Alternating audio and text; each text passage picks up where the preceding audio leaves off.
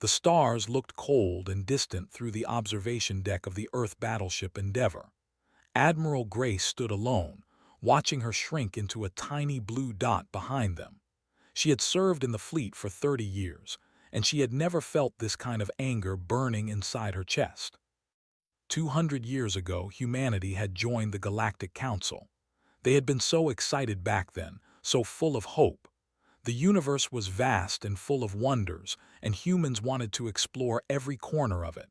They had come to the council as friends, as partners, as equals, or so they had believed. The 12 elder species had welcomed them with open arms, though with their 4 eyes and purple skin had called humans promising. The beings of pure light had found human art fascinating. The owl, tall, insect-like creatures had laughed at human jokes. Everything had seemed perfect. But time had a way of changing things. 2 centuries of peace had made the elder species forget something important. They forgot that humans had not always been peaceful. They forgot the wars, the struggles, the blood that had been spilled on Earth before humanity reached the stars. They saw only what humans had become, not what they had been. Commander Daniel walked up beside Grace. He was a good man, loyal and brave, with dark skin and eyes that had seen too much. He handed her a tablet showing the Council's response to their request for help. "They said no," he said quietly. "They called the colonies peripheral territories. They said we should handle our own problems." Grace read the message 3 times. Each time her anger grew hotter. The collective, a species of scaled warriors from the outer rim, had been expanding for months. They had already destroyed 2 civilizations, eating through their worlds like fire through dry grass. Now they were heading toward where 8 million human souls lived their simple lives. 8 million people, farmers who grew food in the asteroid soil, miners who pulled precious metals from the rocks, children who played in the domed cities, dreaming of futures they might never have. The council had decided these people were not worth saving. Grace remembered the council meeting like it was yesterday. She had not been there, but she had watched the recording 100 times. Ambassador Elizabeth Moore had stood before the 12 species and begged for their help. She had shown them the intelligence reports, the footage of attacks, the projected casualties. The High Speaker had blinked his 4 eyes slowly. His voice had dripped with something that sounded almost like pity, but was really just contempt. "Your species is young," he had said. "You have contributed little to our alliance. The Council's resources cannot be wasted on peripheral territories. Surely you understand." Elizabeth had not shown her anger. She was too good a diplomat for that. But Grace had seen the way her hands had clenched behind her back, the slight tightening around her eyes. She had understood then what the Council really thought of humanity. They were children, pets, amusing little creatures who had been allowed to sit at the grown-ups' table but were not really part of the family. The owl ambassador had actually laughed. Grace would never forget that sound, that clicking, chittering noise that passed for amusement among the insect species. He had found the whole situation funny. Millions of lives at stake, and he had laughed. "Set course for the system," Grace ordered Daniel, "and send a message to High Command on Earth. Tell President Cole that the Council has abandoned us. Tell him we are going to war." Daniel nodded and left to carry out her orders. Grace stayed at the observation deck, watching the stars. She thought about her grandmother who had died when Grace was just a little girl. Her grandmother had been a soldier too, back when there were still wars on Earth. She used to tell Grace stories about the old days, about a time when humanity fought for every inch of ground. "We were harder then," her grandmother had said. "We had to be. The universe is not kind to the weak, remember that. No matter how peaceful things seem, never forget how to fight." Grace had not understood those words as a child. She had grown up in a world without war, a galaxy that seemed safe and welcoming. But now, standing on the bridge of a warship heading toward battle, she understood perfectly. On Earth, the news spread like wildfire. The council's rejection was broadcast on every screen, discussed in every home. People who had never thought about politics suddenly found themselves filled with a strange emotion. It took them a while to recognize what it was. It was anger, pure, cold, righteous anger. President Cole called an emergency meeting of the Planetary Assembly. He was a quiet man, a former teacher who had spent his life believing in diplomacy and cooperation. But even quiet men had their limits. "For 200 years we trusted them," he said to the assembled leaders. "We shared our technology, our culture, our very souls with the galaxy, and when we needed them most, they turned their backs on us." He looked around the room, meeting every pair of eyes. Some faces showed fear, others showed determination. A few showed something that looked almost like hunger. "The council thinks we are weak," continued. "They think we have forgotten how to fight. They are wrong. We are the children of warriors, the descendants of survivors. Our ancestors crawled out of caves and conquered a planet. They survived ice ages and plagues and wars that killed millions. They did not give up. They never gave up, and neither will we." The assembly voted unanimously to authorize military action. For the first time in over a century, humanity was going to war. In the system, the colonists received the news with mixed emotions. They were afraid, of course. They were coming and there was nowhere to run. But they were also something else, something they had not felt in generations. They were angry, and they were ready. Maria was a security officer who had retired to raise her family in peace. She had 2 children, a boy and a girl, who had never known anything but the quiet life of a farming colony. When she heard the council's decision, she went to her storage locker and pulled out her old uniform. "What are you doing, Mom?" her daughter asked. Maria looked at her children, at their innocent faces that had never seen violence. She thought about the coming to take everything from them. She thought about the council that had abandoned them. "I am remembering who I am," she said quietly, "and I am going to protect you, no matter what it takes." Across the human territories, millions of others were making the same decision. They were remembering. They were awakening. And the galaxy would soon learn that some memories should never be forgotten. The shipyards of Luna had been quiet for decades. They had built cargo vessels and transport ships, peaceful machines for a peaceful age. Now they roared with activity day and night. Workers who had never touched a weapon system suddenly found themselves installing missile launchers and plasma cannons. Engineers who had designed agricultural equipment turned their minds to armor plating and shield generators. Stood at the observation window of the Mars defense grid, watching a fleet of warships take shape in the orbital construction yards. She was 28 years old, too young to remember the last time humanity had faced a real threat. Her entire life had been spent in comfort and safety, but something inside her had changed in the past few weeks. Something old and fierce had woken up. "My grandmother used to tell me stories," she said to Park, a young ensign who worked beside her. "She talked about the wars before we joined the council. She said humans were different then, harder, more dangerous." Was barely 22, with a round face and eyes that still held too much innocence. He had joined the fleet because he wanted to explore the stars, not fight wars. But he was learning fast. "Maybe we are still the same," he said thoughtfully. "Maybe we just forgot what we were capable of." Nodded slowly. That felt right. It was not that humanity had changed. It was that they had been sleeping, dreaming peaceful dreams while the universe went on being cruel and violent. The council's betrayal had been an alarm clock, waking them up to a reality they had tried to ignore. On Earth, volunteers flooded the military recruitment centers.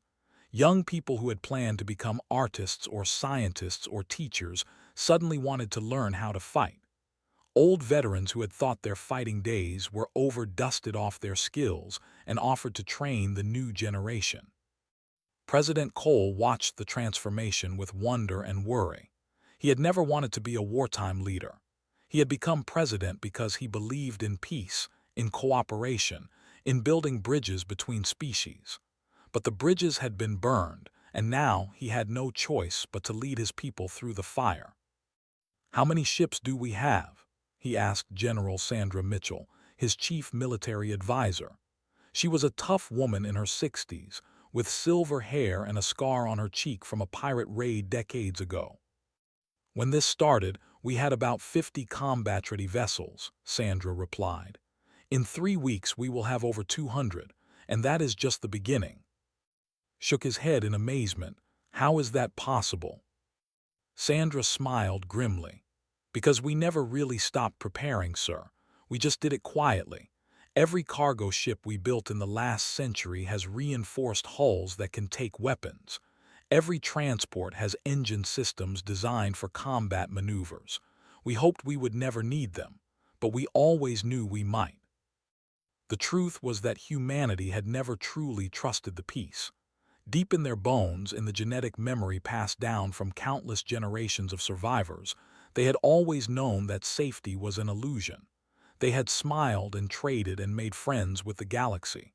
But they had also kept their weapons hidden, their skills sharp, their plans ready, just in case. Admiral Grace reached the system 3 days before the scouts arrived. She used that time wisely. She positioned her ships in patterns that looked random but were actually carefully designed killing zones. She coordinated with the colonial militia, making sure every farmer and miner knew where to go and what to do when the attack came. Maria had organized her neighbors into a resistance cell. They met in the mining tunnels beneath the main colony, practicing with weapons they had made themselves. They were not soldiers.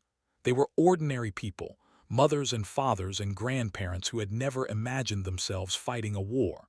But they learned fast. "They are big and strong," Maria told her group.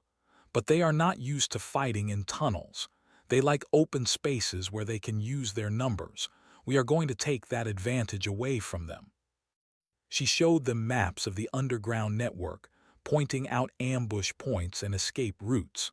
The tunnels stretched for hundreds of kilometers, carved by generations of miners. They might conquer the surface, but the underground belonged to the humans. On the Endeavor, Commander Daniel ran endless simulations of the coming battle. The numbers were not good. They had more ships, bigger guns, and centuries of combat experience. By any logical calculation, humanity should lose. But Daniel had learned something important in his years of service. Humans did not fight logically.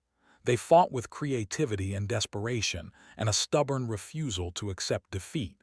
Those things could not be measured in simulations. "We need to hit them hard and fast," he told Admiral during a strategy meeting.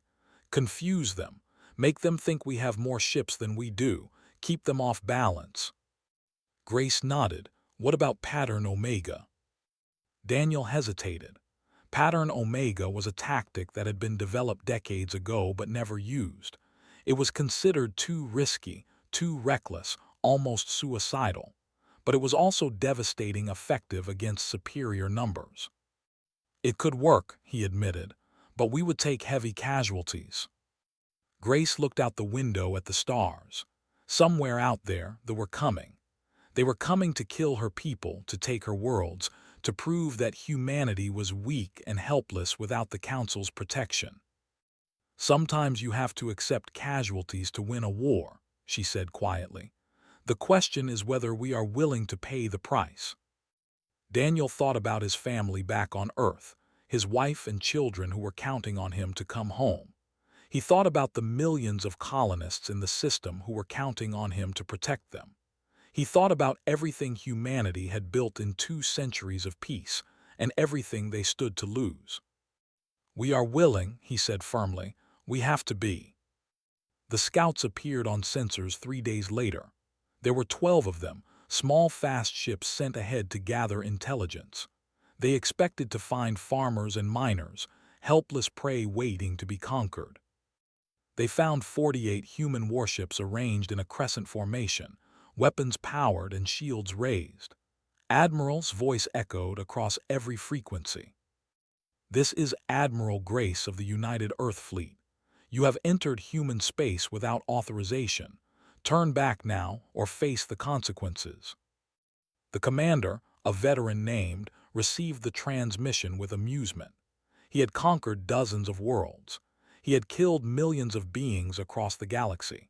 He did not fear a species of soft-skinned primates who had spent 2 centuries hiding behind the Council's skirts. "Little humans," he replied, his voice thick with contempt. "Your council has abandoned you. You stand alone against the might of the collective. Surrender now, and some of you might survive as slaves." Grace smiled at his words. It was a cold smile, the smile of a predator who had been waiting patiently for her prey to come closer. "We do not surrender," she said simply. "We never have, and we are about to remind you why." The Battle of Station was about to begin, and the galaxy would never be the same again. The first shots of the Battle of Station were fired at exactly 6 in the morning local time. The fleet had arrived in full force, 200 warships carrying enough firepower to destroy a dozen worlds. Commander had expected an easy victory.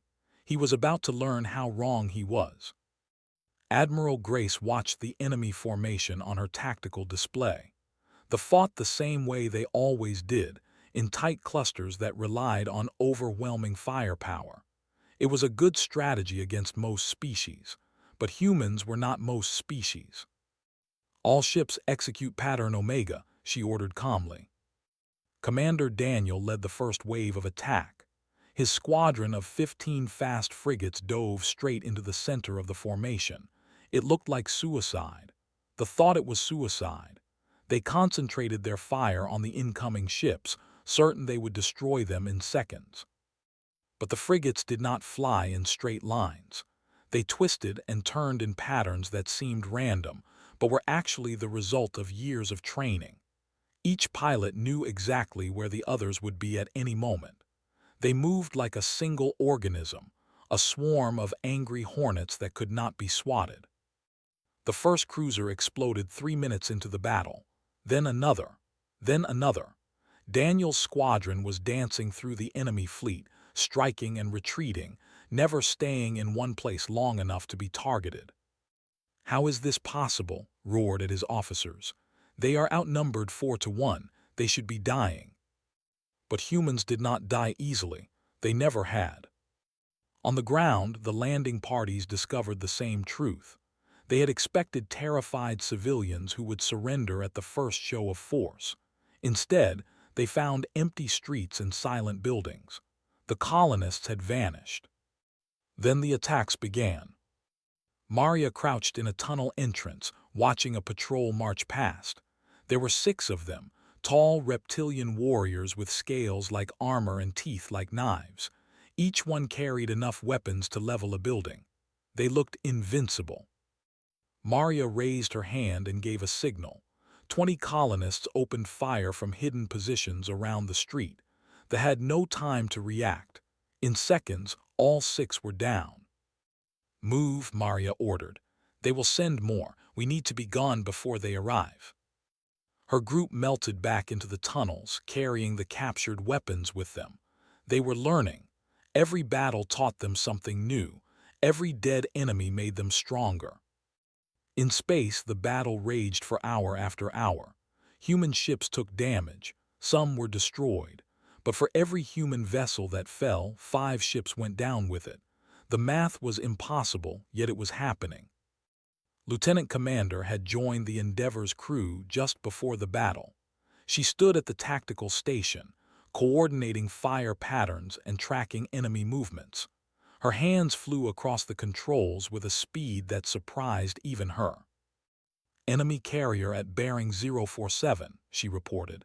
"It is launching fighters." Admiral did not hesitate. "All batteries concentrate fire on that carrier. Bring it down." The Endeavor turned like a great hunting beast, bringing its weapons to bear. Plasma beams lanced out across the void, striking the carrier again and again. The enemy ship tried to return fire, but the Endeavor was already moving, sliding sideways through space in a maneuver that should have been impossible for a ship its size. The carrier exploded in a ball of fire that lit up the darkness. felt a surge of fierce joy that she did not quite understand. She had never killed anyone before. She had never wanted to. But these creatures had come to murder her people, and something ancient in her blood rejoiced at their destruction. Back on the surface, the fighting grew more desperate. The had realized they were facing real resistance, and they responded with brutal force. They burned buildings and executed prisoners. They thought terror would break human spirit. They were wrong. Park had joined a militia unit defending the main water processing plant. He was scared. His hands shook when he held his weapon, but he did not run. He stood beside farmers twice his age and children barely old enough to lift a gun, and he fought. "They are breaking through the east wall," someone shouted. Moved without thinking, he grabbed a bag of explosive charges and ran toward the breach. Soldiers were pouring through the gap, firing at everything that moved, threw himself behind a pile of rubble and started placing the charges. Spotted him. The creature raised its weapon, aiming straight at its chest. Time seemed to slow down. Could see death coming for him, cold and inevitable. Then Maria appeared from nowhere, tackling the from behind. She was half its size, but she fought with a fury that made size irrelevant. Her knife found the gap between its armored scales, and the creature fell. "Finish the charges," she told. "I will cover you." Nodded and went back to work. His hands had stopped shaking. He was not afraid anymore. He was angry. The explosion brought down the entire east section of the wall, burying the breakthrough under tons of rubble. It also collapsed the tunnel that the remaining needed to retreat through. They were trapped between the debris and the human defenders. None of them survived. In space, the tide was turning. The fleet had lost half its ships, and the survivors were losing coordination. Had never experienced defeat before. He did not know how to handle it. "Fall back," he finally ordered. "All ships fall back to the rally point." But falling back was not so easy. The human ships had surrounded the fleet, cutting off escape routes. For every ship that tried to run, 2 more were destroyed. The hunters had become the hunted. Admiral opened a channel to the enemy commander. "This is your one chance to surrender," she said. "Take it, and your surviving crews will be treated humanely. Refuse, and none of you will leave this system alive." Snarled at the offer, did not surrender. It was against everything they believed. He ordered his remaining ships to make a final desperate charge. It was a mistake. The human fleet closed around them like a fist, and in minutes it was over. Its flagship was crippled. Its weapons were dead. Its engines were burning. And the creature who had laughed at the idea of human resistance was trapped in his command chair, watching his dreams of conquest turn to ash. Grace boarded the enemy flagship personally. She walked through corridors filled with dead and dying, her boots leaving prints in puddles of alien blood. She found on the bridge, surrounded by the bodies of his officers. "You were warned," she said simply. "You did not listen." Looked up at her with hatred in his eyes. "This changes nothing," he hissed. "The collective will send more fleets. We will return in greater numbers. You cannot stop us forever." Grace nodded. "Maybe not, but we stopped you today. And tomorrow and the day after that we will stop whoever else comes, because that is what humans do. We survive, we adapt, we fight, and we never ever give up." She turned and walked away, leaving to face the consequences of his arrogance. Behind her, the Battle of Station was over, but the war was just beginning. The Galactic Council chamber had never been so quiet. The 12 elder species sat in their assigned positions, arranged in a circle that was supposed to represent equality and cooperation. But there was nothing equal about the mood in the room. There was only fear. The holographic display in the center of the chamber showed the aftermath of the Battle of Station. Destroyed ships drifted through space like broken toys. Human vessels moved among them, rescuing survivors and collecting the dead. The numbers scrolled across the screen in cold, precise detail. 173 ships destroyed, 42 captured, 60,000 enemy soldiers killed or taken prisoner. Human losses were listed too: 19 ships destroyed, 8,000 soldiers dead, heavy casualties by any measure, but the ratio was staggering. For every human who fell, nearly 8 had died. The High Speaker stared at the display with all 4 of his eyes. His purple skin had turned pale, almost gray. He had been the one who dismissed humanity's request for help. He had called them young and unimportant. He had been so certain they would fall. "This is impossible," he whispered. "Their technology is not superior to ours.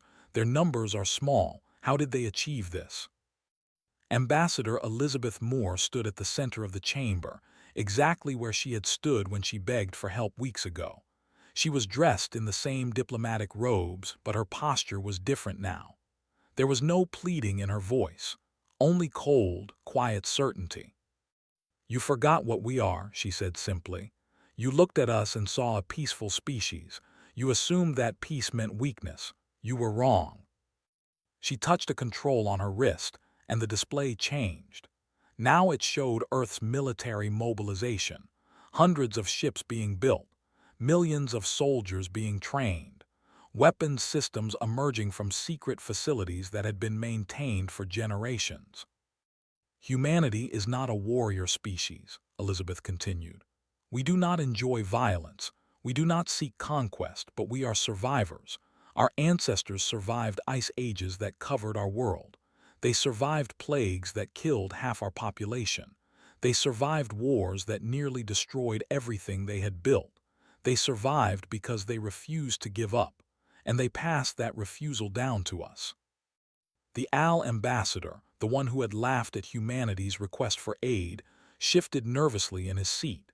His clicking mandibles made a sound that might have been fear or might have been embarrassment. Probably both. "What do you want?" he asked. His voice had lost all its previous arrogance. Elizabeth turned to face him directly. "I want you to remember. I want all of you to remember that humanity joined this council as equals. We were not children seeking protection. We were not pets to be tolerated and ignored. We were partners, allies, friends. And when we needed you, you abandoned us." She paused, letting the weight of her words settle over the assembled species. Several of them could not meet her eyes. The beings of pure light actually dimmed their glow in what seemed like shame. "The Council made a choice," Elizabeth said. "Now humanity will make a choice too. We can remain your allies. We can continue to share our technology, our culture, our friendship. But only if things change. Only if you accept us as true equals. Only if you never abandon us again." On the frontier, the human counteroffensive was already. Admiral Grace led a fleet of 200 ships into space. They were not there to conquer. That would make humanity no better than themselves. They were there to ensure that the collective could never threaten human lives again. Lieutenant Commander had been promoted after the Battle of Station. She now served as tactical officer on the Endeavour itself, standing beside Admiral on the bridge. She had changed in the weeks since the war began. The innocent young officer who had never seen combat was gone. In her place was a warrior, hardened by experience and loss. "They are requesting a ceasefire," she reported. "They want to negotiate." Grace considered the message carefully. Part of her wanted to refuse. They had come to murder her people. They had killed 8,000 human soldiers and countless civilians. They deserved to be destroyed utterly, wiped from the galaxy like the threat they were. But that was the path to becoming monsters. Humanity had walked that path before, in the dark days before they reached the stars. They had learned where it led. They had sworn never to walk it again. "Accept the ceasefire," Grace ordered. "But make our terms clear. The collective will withdraw from all territory they have conquered. They will release all prisoners. They will pay reparations to the species they have harmed. And if they ever threaten human space again, we will not stop at their borders. We will end them completely." The terms were harsh, but they had no choice but to accept. Their fleet was shattered. Their military leadership was dead or captured. Their population was in shock, struggling to understand how they had lost so completely to a species they had dismissed as prey. Back on Earth, President Cole addressed the people for the first time since the war began. He looked older now, worn down by the weight of decisions that had cost thousands of lives.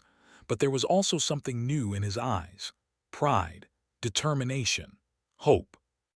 "We have won," he said quietly. "But victory has a price. We have lost sons and daughters, mothers and fathers, friends and lovers. We have seen things we never wanted to see. We have done things we never wanted to do. The galaxy has reminded us that peace is not given. It must be earned, protected, defended.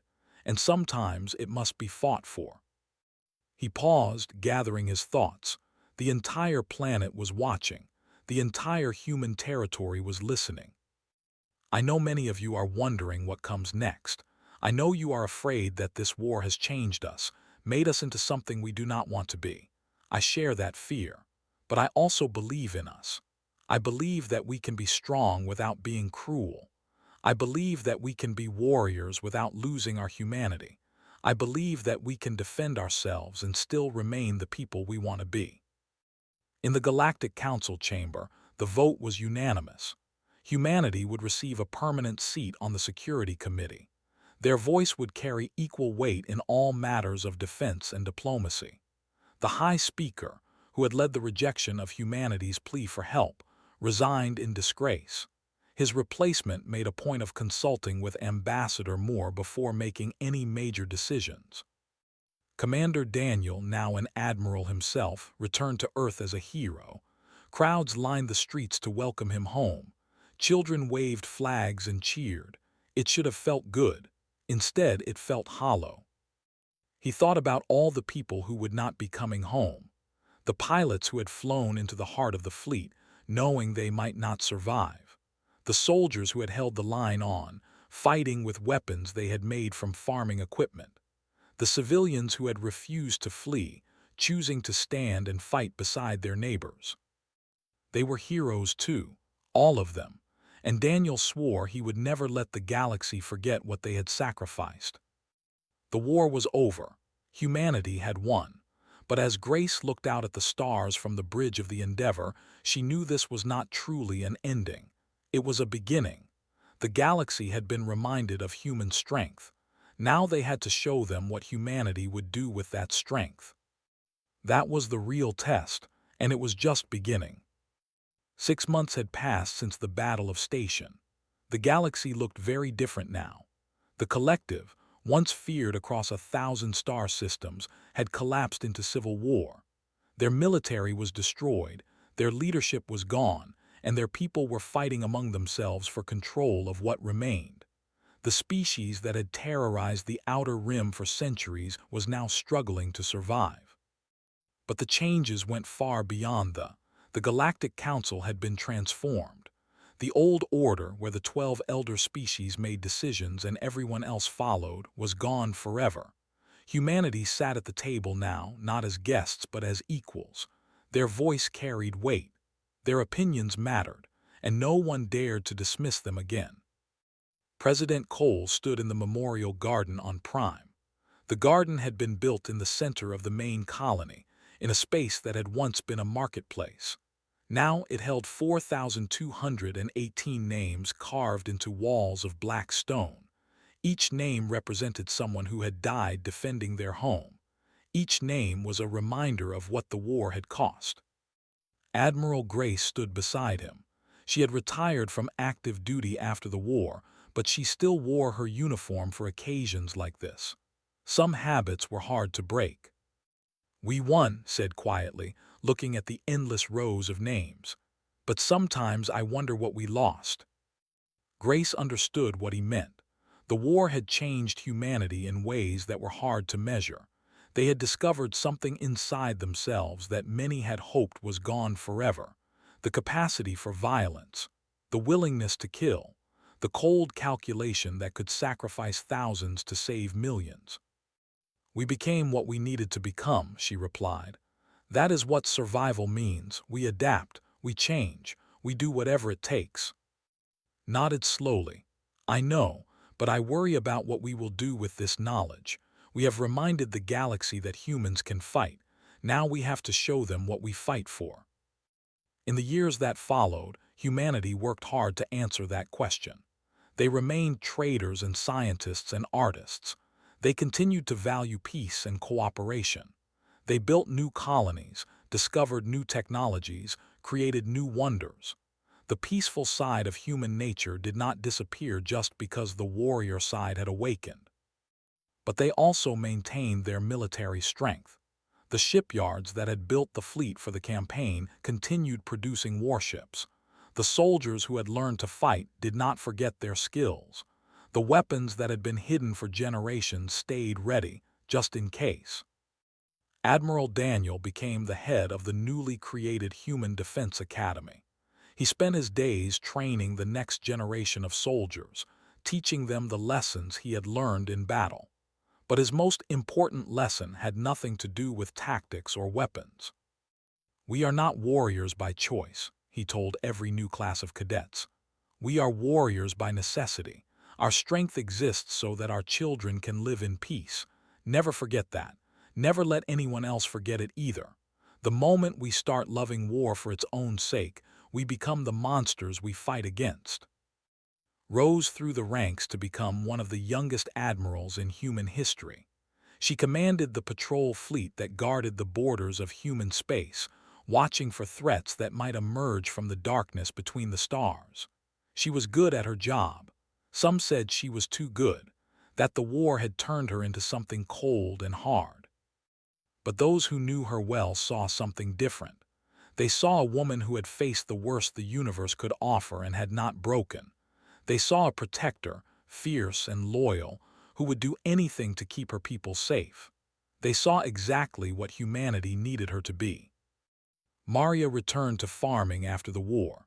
She planted crops in the soil of Prime, raised her children, lived a quiet life. But she kept her old uniform in the back of her closet, and she taught her neighbors how to defend themselves, just in case. Park became a teacher. He told his students about the war, about the ordinary people who had done extraordinary things to protect their homes. He wanted them to understand that courage was not the absence of fear. It was the decision to act despite being afraid. The other species in the galaxy watched humanity with new eyes. They studied human history, reading about the world wars and the ancient empires, the countless conflicts that had shaped human evolution. They began to understand something important. Humans were not peaceful despite their violent history. They were peaceful because of it. They had seen where violence led. They had walked the darkest paths and had chosen to turn back. They valued peace precisely because they knew how terrible war could be. Ambassador Elizabeth Moore retired after 10 years of service on the Council. She had spent that decade building bridges, repairing the damage the war had caused. Not everyone trusted humanity now. Some species looked at them with fear, wondering when the sleeping giant would wake again. Elizabeth worked tirelessly to show them that strength and kindness could exist together. "We are not your enemies," she said in her final address to the Council. "We never were. We came to the stars looking for friends, for partners, for fellow travelers on the long journey through the universe. That has not changed. We still want peace. We still believe in cooperation. But we have also learned that peace must be defended. We will not be caught unprepared again." On the 10th anniversary of the Battle of Station, a ceremony was held in the Memorial Garden. Survivors of the war gathered to remember those who had fallen. Children who had been born after the fighting ended came to learn about the sacrifices their parents and grandparents had made.